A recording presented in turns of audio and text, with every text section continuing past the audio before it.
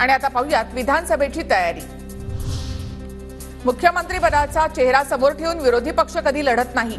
ज्या पक्षाला जास्त जागा त्या पक्षाचा मुख्यमंत्री हे सूत्र असेल, पृथ्वीराज चव्हाण यांचं वक्तव्य।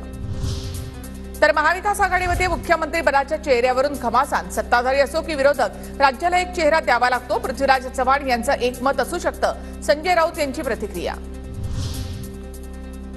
मुख्यमंत्री पदासाठी आधी महायुतीने चेहरा द्यावा, मग आम्हाला विचारावं। जयंत पाटलांनी मुख्यमंत्री पदाच्या चेहऱ्यावर बोलणं टाळलं।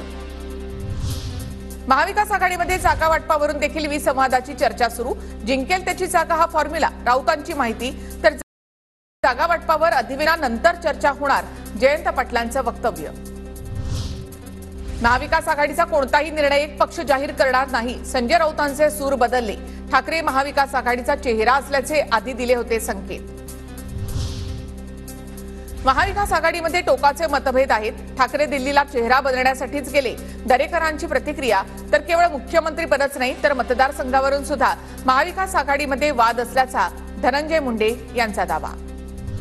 राज्यात पुढचं सरकार महाविकास आघाडीचं येणार। विधानसभेला महाविकास आघाडीमध्ये 170हून अधिक जागा जिंकणार, जयंत पाटलांकडून विश्वास व्यक्त। महाविकास आघाडीमध्ये जागा वाटपात सुरुवातीला 156 जागांवर चर्चा होणार। काँग्रेस दुसऱ्या क्रमांकाच्या मतदारसंघावर देखील दावा करणार, सूत्रांची माहिती। संभाजीनगरमध्ये भावी मुख्यमंत्री म्हणून झळकले बच्चू कडूंचे बॅनर।